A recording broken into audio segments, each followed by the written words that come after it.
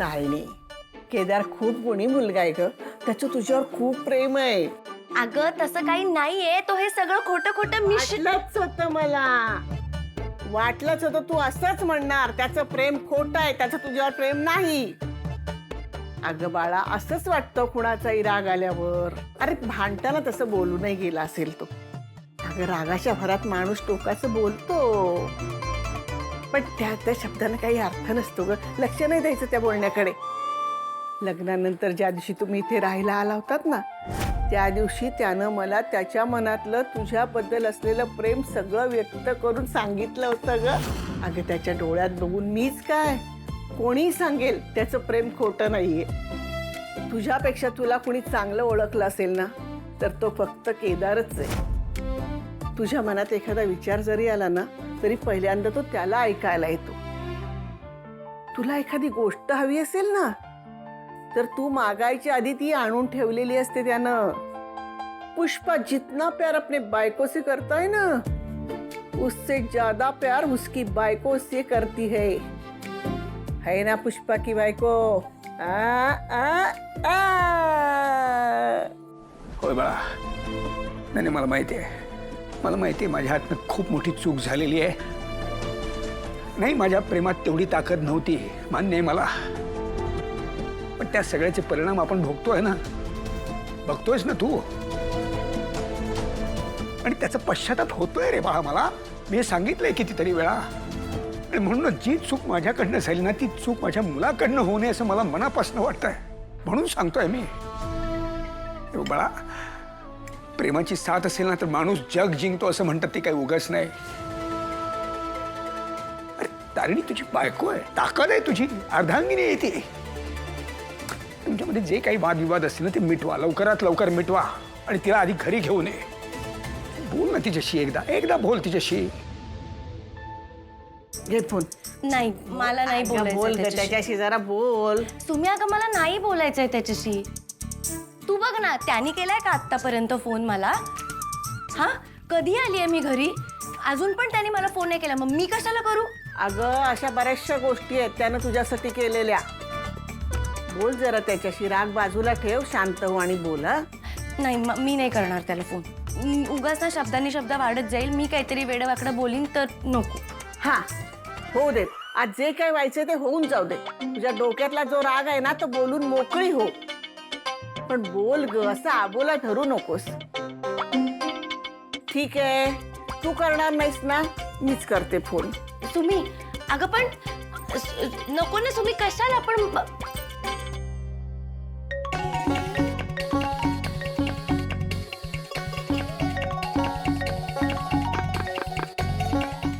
कोणाचा फोन? तारिणीचा आहे का? तारिणीचाच फोन आहे, बघितलं? आत्ता आपण तिच्याबद्दलच बोलत होतो.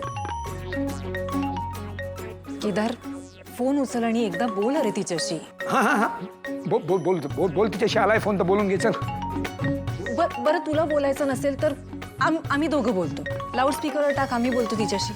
होय होय, टाक टाक, बोल. काय झालं? रिंग तर वाजते. बघितलं ना कसा वागतोय ते? उचलतोय का फोन बघ. तू ना सुमी त्याचा राग नाही बघितलायस अजून. जाऊ दे, कट करून टाक तू फोन. दे इकडे. नक्की त्यालाच लावलाय ना मी फोन? दे, मी बोलते. मीच बोलतो. अरे केदार, उचल फोन. ए, उचल उचल बाळा, उचल फोन.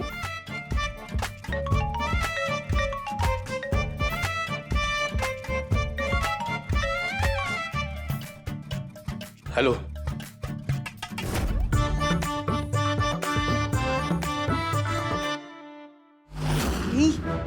अगं सुमी आजी त्यांचं पॅचअप करायला निघालीये. थांबव ना तिला. मी कशी थांबवू इथून? आई आहे ना तुझी, मग थांबव ना तिला. तू जरा शांत बस, काय बोलतायत ऐकू दे. शांत बस जरा. केदार, मी तुझी बायको बोलतीये. हा, अरे वा, लवकर आठवण आली तुला नवऱ्याची. हा, कशाला फोन केलाय? हा, काय काम होतं? केदार, ही काय पद्धत आहे अरे बोलायची? जरा नीट बोल ना तिच्याशी. मला नव्हतीच आली आठवण तुझी. ते सुमीला तुझी आठवण येत होती ना, म्हणून फोन केलाय. नाही, गैरसमज नको व्हायला ना कुठला. आधीच क्लिअर केलेलं बरं. हा मग सुमी आजींना सांग मला त्यांच्या फोनवरून फोन करायला. मला पण इथे कौशिकीताईंसमोर वाद नाही घालायचा आहे. शांत हो प्लीज. मग उचललासच कशाला फोन? घ्यायचाच नाही ना फोन. नव्हतोच उचलणार मी फोन, पण म्हटलं बघावं, तुला एक संधी द्यावी. तुला तुझ्या चुकांची जाणीव झालीये का म्हणून फोन उचललाय मी. ए केदार केदार, अरे कशाला वाद घालतोय श्री बाळा? शांतपणे बोल ना.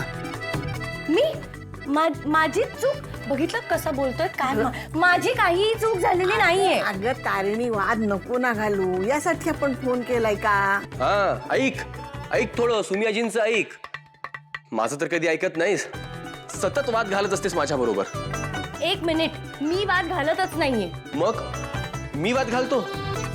हो, तूच वाद घालतोयस, तूच भांडतोयस माझ्याशी. भांडकुदळ कुठला? हो मी भांडलोय तुझ्याशी, पण घर सोडून निघून नाही गेलो. पण कुठं नाही मी तुझ्यासारखा. अरे तुझ्यासारख्या माणसाबरोबर कोणी राहूच शकत नाही, पळूनच जावं लागणार आहे. तारिणी अगं किती रागवशील. अगं पण तुम्ही तू पण मलाच बोलणार आहेस का? तो कसा बोलतोय बघ ना. बघा अगं तसं नाही ग बाई. हे बघ तारिणी, माझं डोकं फिरवू नको हा तू. मी शांत हो जरा. तिला इन्स्टिगेट कशाला करतोयस? मग ही मला मान्य आहे तुम्ही दोघंही रागात आहात, पण तू तरी किमान शांतपणे बोल. मुळात मला बोलायचंच नाही तिच्याशी. ती गेली ना घर सोडून, मला नाही बोलायचं तिच्याशी. ऐकलंस ना तू? आणि तुझा माझ्यावर विश्वास बसत नव्हता. बघितलं कसा वागतोय? घे बोल त्याच्याशी. तुला बोलायचं होतं ना, तुझ्या लाडक्या धनुषचा फोन आहे, बोल.